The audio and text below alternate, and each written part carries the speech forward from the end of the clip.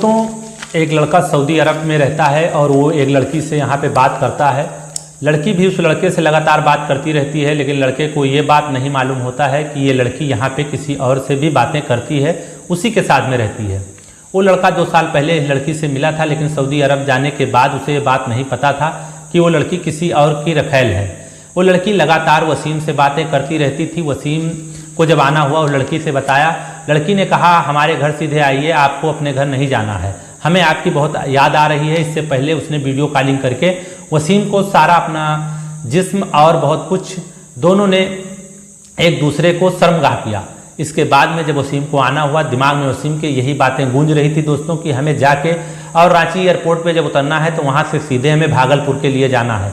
वो अपने घर पे ये बात नहीं बताते हैं और सीधे वहाँ उतर के उसके घर जाते हैं। लड़की के घर जब पहुँचते हैं, लड़की के घर पे पहले से उसका आशिक राजा खान रहता है वहाँ पे, और ये दोनों मिलके पहले इसके लिए चिकन बनाते हैं, खाना खिलाने की बात करते हैं। पूरा इसका सामान ले लिया जाता है, तब तक इसे ये बात नहीं पता रहता है। राजा खान ये कहता है कि मैं अपने दोस्त के घर जा रहा हूँ और तुम दोनों आराम से यहीं पे रहो। ये बात कह के वो निकल जाता है। जब दोनों आराम से बैठते हैं, रजा खान पीछे से आ जाता है और जो मोहम्मद वसीम सऊदी अरब से आया हुआ था उसका ये रजा खान ने 17 टुकड़े कर दिए। 17 टुकड़े करने के बाद बैग में लाश रख के एक डैम था वहाँ पे ले जाकर इसकी लाश को रख दिया। नमस्कार, आदाब, मैं फरीद अख्तर, आप सुन रहे हैं क्राइम स्टोरी। दोस्तों, आज की क्राइम स्टोरी है झारखंड की। खंड का दोस्तों रहने वाला एक लड़का था, उसका नाम मोहम्मद वसीम था। वह एक दिन अपने रिश्तेदार के यहाँ गया था। रिश्तेदार के यहाँ जब गया था, वहाँ से वो घर लौट रहा था तो ट्रेन से आ रहा था। ट्रेन में काफ़ी भीड़ भाड़ थी। ट्रेन रांची जा रही थी। उसमें एक लड़की भी बैठी थी। लड़की अपने माँ के साथ बैठी थी। वसीम की नज़रें उससे हमेशा टकराया करती थी। वसीम की उम्र लमसम 24 साल थी और लड़की की उम्र लमसम 15 साल थी। लड़की और वसीम आमने सामने हमेशा देखा करते थे। एक दूसरे को देख के नज़रें झुका लिया करते थे। उसकी मम्मी जब कभी वसीम के ऊपर नज़र करती तो वसीम अपनी नज़र हटा लिया करते थे। उसकी मम्मी को देखते हुए तब उस लड़की को देखा करते थे कि कहीं इसकी मम्मी देख तो नहीं रही है। ऐसे ट्रेन चलती थी और भीड़ भाड़ था। भीड़ भाड़ में कहीं कोई पानी वाला भी नहीं आ रहा था, क्योंकि ये लोग जनरल बोगी में बैठे हुए थे। बहुत अधिक भीड़ भाड़ था। जुलाई का महीना था दोस्तों, 2024 जुलाई का महीना था। इसी बीच में जब प्यास लगती है, मम्मी से बोलती है लड़की कि मम्मी मुझे पानी चाहिए। इसी बीच में जब पानी नहीं रहता है तो मोहम्मद वसीम अपने बैग से एक बोतल निकाल के देते हैं कि ये लीजिए, पानी पी लीजिए। लड़की पानी पीने के बाद में बोलती है थैंक यू। तभी वसीम लड़की से बोलते हैं कि मैं थैंक यू बोलने की क्या बात है। लड़की की माँ लड़की से बोलती है कि थोड़ी देर बैठो, अभी अगला स्टेशन आएगा तभी मैं पानी ले दूंगी। लड़की बोलती है ठीक है। तभी लड़का बोलता है, माँ जी अगर पानी वाला यहाँ तक नहीं आएगा तो मैं जाके पानी ला दूंगा। इसी बीच में बातें आपस में बढ़ती जाती हैं। जब बातें बढ़ती जाती हैं तो वसीम लड़की से पूछता है कि कितना पढ़े हो, क्या पढ़ाई कर रही हो। लड़की बोलती है हाई स्कूल पढ़ी हूँ। पूछता है नाम क्या है। नाम बताती है नरगिस सुल्ताना। तो वसीम बोलता है बहुत प्यारा नाम है नरगिस सुल्ताना, और पढ़ाई क्यों छोड़ दिया। जब ये बात पूछता है पढ़ाई क्यों छोड़ दिया, तब उसकी माँ बोलती हैं कि बेटा इनके अब्बू का इंतकाल हो गया। ये बातें कहते हुए रोने लगती हैं। तभी लड़का बोलता है मम्मी सॉरी। बीच में बातें वहीं पे ठप हो जाती हैं। बातें ठप होने के बाद में जब लोगों के आंखों में नमी आ जाती है, तभी नरगिस खिड़की से बाहर सर निकाल लेती है और इधर जो वसीम अंसारी रहते हैं ये भी खिड़की से बाहर अपना सर निकाल लेते हैं। थोड़ी देर ट्रेन चलती है। तभी लड़की बोलती है बाहर का क्या नज़ारा है मम्मी, आप भी देखिए कितना अच्छा मौसम है। मम्मी भी देखती हैं, कहती हैं हाँ बहुत अच्छा मौसम है। तभी वसीम को फिर बात करने का मौका मिलता है। वसीम बोलते हैं आज का मौसम बहुत अच्छा है। तभी माँ बोलती है वसीम से कि आप क्या काम करते हो, आप हमें काफ़ी पढ़े लिखे लगते हो। तो वसीम कहते हैं कि हाँ काफ़ी पढ़ा लिखा तो नहीं हूँ, लेकिन हाँ एक कंपनी में जॉब करता हूँ मैं सऊदी अरब में। अभी मेरा एक सफ़र हुआ है, फिर मैं दूसरे सफ़र में जाने वाला हूँ। यही बातें आपस में हो रही थी। तभी नरगिस सुल्ताना बोलती है कि सऊदी अरब में क्या मेरा भी जॉब लगवा दोगे। तो वसीम अंसारी कहते हैं कि हाँ आपका भी जॉब क्यों नहीं लग जाएगा, सऊदी अरब में बहुत अधिक पैसा है। पैसा तो वहाँ उड़ता है, सिर्फ पकड़ने वाला चाहिए। किसी के पास कोई डिग्री है, अगर डिग्री नहीं, दूरी में जाएंगी तो 40-50 हज़ार रुपये मंथली आपकी सैलरी हो जाएगी। ऐसे आपस में बातें हो रही थी। इसी बीच में दोनों ने एक दूसरे को नंबर अपना दे दिया। ये बात मम्मी को नहीं पता था। नंबर एक दूसरे के पास हो गया। तब उम्र थी सुल्ताना की लमसम मान के चलिए 15 साल और उस टाइम 24 साल के थे मोहम्मद वसीम अंसारी। इसके बाद में जब ट्रेन से दोनों अपने अपने घर चले आते हैं, फ़ोन पे बातें होती रहती हैं और वसीम का जाने का भी टिकट हो जाता है। वसीम सऊदी अरब चले जाते हैं। फ़ोन पे बातें होती थी, लेकिन जब सऊदी अरब चले जाते हैं तो 4-6 दिन दोनों से बातें नहीं हो पाती हैं। वसीम वहाँ पहुँचने के बाद एक दिन जब नरगिस के मोबाइल पे कॉल करते हैं तो नरगिस बहुत ही गुस्से के लहजे में उससे बात करती है और अपने प्यार को दर्शाना चाहती है कि मैं तुम्हें कितना चाहती हूँ। रोते हुए कहती है कि तुम्हें धन के आगे मेरी याद नहीं आती है, बस सब कुछ तुम्हारे ज़िंदगी में पैसा है और तुम बस मिले थे, इतने वादे किए थे और भूल गए। तभी दोनों में जीने मरने की बातें होने लगती हैं। वसीम के पास जवाब कुछ नहीं रह जाता है। वसीम समझते हैं कि ये लड़की मुझे बहुत चाहती है। दोनों आपस में बहुत अधिक बातें करते हैं। बातें करते करते काफ़ी देर हो जाता है। ऐसे बातें दोनों रोज़ चलने लगी। लड़की एक दिन कहती है कि मेरे लिए कोई गिफ्ट भेजोगे? वसीम कहते हैं क्यों नहीं, आपके लिए मैं तो गिफ्ट भेजूंगा ही।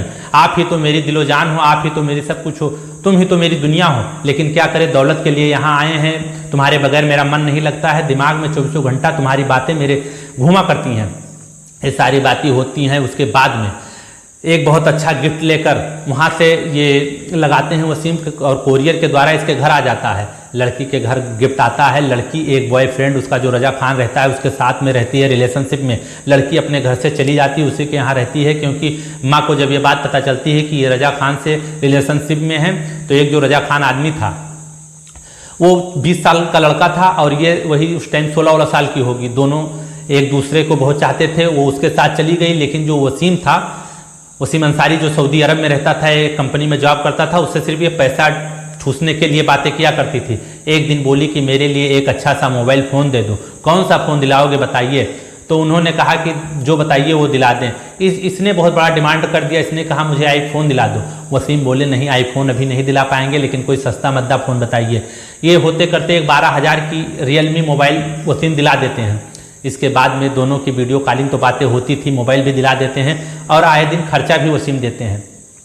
इसको लगता है लड़की को कि वसीम के खाते में बहुत अधिक पैसा हो गया होगा, लेकिन वसीम अपने घर पे पैसे लगाता था, घर पे बात नहीं करता था, 15 दिन 20 दिन पे बात कर लेता था। वसीम को ऐसे ऐसे करते 2 साल बीत चुके थे। वसीम के घर वाले वसीम का रिश्ता भी अलग ढूंढने लगे थे कि इस बार आएंगे तो उनका रिश्ता कहीं किया जाएगा। 2 साल बीतने वाले थे। वसीम से एक दिन बातचीत हो रही थी। दोनों ने वीडियो कॉलिंग बात किया और बात करते करते काफ़ी देर हो चुका था। और जब वीडियो कॉलिंग बात करते थे तो इन लोगों को कोई शर्म हया नहीं रहती थी। दोनों अपने अपने कपड़े उतार कर तभी बातें करते थे। दोस्तों, दिमाग को उसका, वसीम का, उसकी बदन को देख के काफ़ी ख़राब हुआ करता था। उसके जहन में बस वही नरगिस सुल्ताना हमेशा नाचा करती थी, क्योंकि नरगिस सुल्ताना की उम्र दोस्तों 16 से 17 साल करीब पहुंचने वाली थी और वो उस टाइम जवानी के आलम में थी। बहुत खूबसूरत और बहुत सुंदर दिख रही थी, लेकिन वसीम अंसारी को ये थोड़ी मालूम था कि ये दिखने में जितनी खूबसूरत है उतना ही ये नागिन है। दोनों की बातें हो रही थी। वसीम अंसारी ने एक दिन बताया कि मुझे आना है इंडिया, तो वो बोल रही थी, बहुत खुशी से बोली कि इंडिया आ रहे हो, मेरे लिए क्या ला रहे हो? जब वसीम अंसारी से पूछी मेरे लिए क्या ला रहे हो, तो वसीम अंसारी थोड़ा मन उनका वो हुआ कि ये खुश नहीं हुई, लेकिन देखिए पूछ रही हैं क्या ला रहे हो। तभी वसीम अंसारी कहते हैं दिल छोटा ना करो, कोई ना कोई गिफ्ट तुम्हारे लिए बहुत अच्छा लाएंगे। बोली चलिए ठीक है, लेकिन इसने कहा जब तुम इंडिया आना तो तुम्हें पहले मेरे घर आना होगा। उसने कहा हाँ ठीक है आएंगे, लेकिन मुलाकात कहाँ होगी? बोली कि मेरा एक मुँह बोला भाई है, उसका नाम है रजा खान। रजा खान मैंने अपने और तुम्हारे रिलेशन के बारे में पूरा उससे बता दिया है। वो हमारे दोनों का रहने का और ठहरने का व्यवस्था भी कहीं घर में करा देगा। तुम्हें टेंशन लेने की ज़रूरत नहीं है। उसके पास 4 व्हीलर गाड़ी है और वो जाके तुम्हें एयरपोर्ट से रिसीव कर लेगा, साथ में हम भी आएंगे। और जहाँ यहाँ से रांची ज़्यादा दूर नहीं है, मात्र 50 किलोमीटर है, हम आके तुम्हें रिसीव कर लेंगे। सारी बातें दोस्तों होती हैं। इसके बाद में जब उनका टिकट हो जाता है और वो टिकट करा के घर आने लगते हैं, लेकिन घर वालों को ये सूचना नहीं देते हैं कि मेरा फला तारीख को टिकट है और मैं आ रहा हूँ। ये बातें सिर्फ उसी लड़की को, नरगिस खान को बताते हैं। नरगिस खान को ये बातें पता रहता है और नरगिस खान उस दिन गाड़ी लेकर एयरपोर्ट पर पहुंचती है। ये फ़ोन करके बताते हैं कि 3 बजे फ्लाइट उतरेगी। ये पूरे व्यवस्था के साथ वहीं पे पहुंच जाती है। वहाँ पहुंचती है, उनको गाड़ी में बिठाती है, गाड़ी में बिठा के फिर घर पे लाया जाता है। घर पे लाते हैं और ये अपना गिफ्ट पूछती है। गिफ्ट के बाद में इनसे मोबाइल का पासवर्ड पूछती है। जो रजा खान रहता है थोड़ी देर इन दोनों को पास में रहने का मौका देता है कि ये सब बहला फुसला के पूछ लेगी। रजा खान कहता है कि मैं जा रहा हूँ चिकन लाने, आज चिकन बनेगा। चिकन लाने चला जाता है। इसी बीच में ये मोबाइल का सारा पासवर्ड पूछती है। इसके बाद में ये बैंक अकाउंट चेक करती है, फिर हंसी खुशी मोबाइल दे देती है। बोलती है कि ये तो बहुत कम कमाया तुमने, क्योंकि अकाउंट में मात्र 3 लाख रुपए थे। इसे अंदाजा था कि अकाउंट में लमसम नहीं ज़्यादा तो 50 लाख रुपए होंगे, क्योंकि एक ये अच्छे पोस्ट पे हैं सऊदी अरब में। दोस्तों तब उन्होंने कहा कि नहीं, बस 3 लाख रुपए खर्चे के लिए हैं, और जो पैसा था ये अपने माँ बाप को दे दिया। जब तक रजा खान घर पे नहीं रहता है वो जाके चिकन लाता है, चिकन बन जाता है, तीनों लोग बैठ कर खाते हैं, हंसी से बात करते हैं। फिर रजा खान बोलता है कि तुम लोग घर पे ठहरो आराम से, मैं जा रहा हूँ अपने दोस्त के घर, सुबह आऊँगा, कोई टेंशन लेने की ज़रूरत नहीं है। ये बात सुन के मोहम्मद वसीम अंसारी बहुत खुश हो जाते हैं। खुश होने के बाद में ये दोनों पास में बैठ जाते हैं, वो चला जाता है, दरवाज़ा जाके बंद कर देते हैं, दोनों आपस में बातें करने लगते हैं। कहते हैं ये दिन देखने के लिए मैं बताइए 2 साल मुझे तड़पना पड़ा। दोस्तों उस दिन क्या पता था कि वसीम अंसारी का इतना बुरा हाल होने वाला है। वसीम अंसारी और नरगिस जो थी इनको बातों में अपने उलझाए हुए थी, पास में ये बिल्कुल उसके चिपके हुए बैठे थे कि पीछे से वो आता है खिड़की से और एक चाकू लाता है, सट से गर्दन पे मारता है। चाकू जब गर्दन पे वार कर देता है तभी वसीम अंसारी तिलमिला के दूर खड़े होते हैं, हक्का बक्का हो जाते हैं और कहते हैं ये जो तुम लोग कर रहे हो ये बहुत गलत कर रहे हो, इसका अंजाम बहुत बुरा होगा। तब रजा खान कहता है अबे तुझे पता नहीं था कि इतनी दूर तू आ गया है और इसे मिलने आया है, ये मेरी बीबी है, हम दोनों रिलेशनशिप में 2 साल से रहते थे, सिर्फ तुमसे पैसा लेना था, क्या तू इसके साथ सोएगा, तेरी इतनी हिम्मत है। तभी वसीम फिर बोलता है कि इसका अंजाम बहुत बुरा होगा, ये कहता है। तभी वो रजा खान 6-7 वार कर देता है। रजा खान इससे मारने से पहले कई प्लानिंग किया था, आरी लाया था, ब्लेड लाया था, कटर लाया था। जो कटर लाया था मशीन प्लग से लगा के, उसको इलेक्ट्रॉनिक मशीन थी दोस्तों, पूरी तैयारी के साथ आया था। वसीम अंसारी जमीन पे गिर जाता है, वो लड़की इसका दोनों पैर पकड़ लेती है, उसका गर्दन सिर से अलग हो जाता है। दोस्तों गर्दन अलग हो जाता है, तभी ये दोनों मिलके उस वसीम खान के 17 टुकड़े करते हैं। 17 टुकड़े करने के बाद में एक पिट्ठू बैग रहता है जो वसीम खान लेके आता है, उसी में उसकी बोटी रखी जाती है। बोटी रखने के बाद में और उसके शरीर के टुकड़े एक बोरी में रखे जाते हैं। उसके बाद में ये सब करते करते सुबह के लमसम 6 बज गए थे, तभी इन लोगों ने एक स्प्लेंडर बाइक पे उसको रखा और रखने के बाद दोनों लेकर जाते हैं। एक डैम रहता है, डैम के अंदर बोरी बहाते हैं, उससे पहले एक गाड़ी आ जाती है पुलिस की, एक बैग पिट्ठू बाहर रह जाता है। ये लोग वहाँ से भाग के निकल लेते हैं दोस्तों। भागने के बाद में ये लोग चले आते हैं, 2-3 दिन बीत जाता है, तभी उसमें में से बदबू आने लगता है। जब बदबू आता है तो कोई राहगीर पुलिस को सूचना देता है कि यहाँ पे एक पिट्ठू बैग है और उससे अजीबोगरीब बदबू आ रही है। तभी वहाँ की पुलिस आती है। पुलिस आने के बाद में जब पिट्ठू बैग को चेक करता है तो उसमें इंसान के अंग मिलते हैं। अंग मिलने के बाद गर्दन और पैर गायब थे दोस्तों। गर्दन और पैर जब गायब मिला तो उसके लिए गोताखोर बुलाए गए और गोताखोरों को डैम के अंदर कुदाया गया।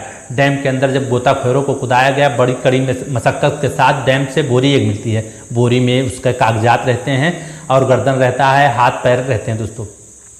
उसके साथ में उसका पता किया जाता है, एक पासपोर्ट निकलता है और आधार कार्ड मिलता है, उसी से उसके घर का पता और एक हवाई जहाज़ का टिकट मिलता है। जब हवाई जहाज़ का टिकट मिलता है तब पुलिस को और उसके ऊपर शक होता है कि ये मामला इतनी दूर का है और यहाँ पे है, अभी ये टिकट 3-4 दिन पहले का है दोस्तों। जब पुलिस इस मामले को गहन से पूछताछ करती है, कोई पता नहीं चलता है, तब इसके मोबाइल से पूरे कॉल डिटेल निकाले जाते हैं। जब कॉल डिटेल निकाले जाते हैं तो उसमें उसी क्षेत्र की एक लड़की का भी नंबर मिलता है। जितनी भी वीडियो कॉलिंग, ऑडियो कॉलिंग, जितना भी बात हुआ था, सारे प्रूफ वहाँ पे मिल जाते हैं। सारे प्रूफ मिलने के बाद में उसी पे उसके भाई का नंबर मिलता है। उसके भाई को भी ये बात बताई जाती है। भाई को ये बात बताने के बाद में वो बताता है कि ऐसा तो कोई बात नहीं है, वो अभी सऊदीया में थे लेकिन इधर 8-10 दिन से बात नहीं हुआ है, बात उनसे कम होता था। तो पुलिस बताती है कि नहीं, ऐसा ऐसा मामला है, आप आइए। उनके घर वाले आते हैं, पहचान करके बॉडी को लेकर जाते हैं। दोस्तों जब उस लड़की का नंबर ट्रेस किया जाता है तो पता नहीं चलता है, वो दूसरे राज्य में चली जाती है, वहाँ एक होटल में रहती है।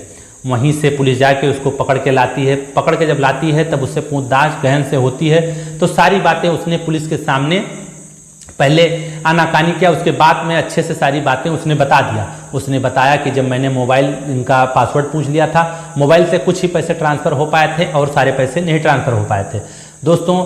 तो उसने ये भी बताया कि हमें जितना अंदाज़ा था उतना पैसा नहीं मिला और रजा खान को पुलिस कानूनी कार्रवाई करके जेल भेज देती है। और जो लड़की रहती है उसकी उम्र 17 साल रहती है, उसको नाबालिग जेल में दोस्तों भेज दिया जाता है। तो दोस्तों ये कहानी आप लोगों को कैसी लगी? ये एक सच्ची घटना है जो पुलिस सूत्रों के पर आधारित है दोस्तों, और ये घटना अभी 2-3 महीने पहले ही घटी है। आप लोग जहाँ कहीं भी रहें सुरक्षित रहें और सोच समझ के संयम से काम ले दोस्तों। अगली मुलाकात मेरी किसी अन्य वीडियो में होगी, तब तक आप लोग मेरे चैनल पे बने रहें। धन्यवाद।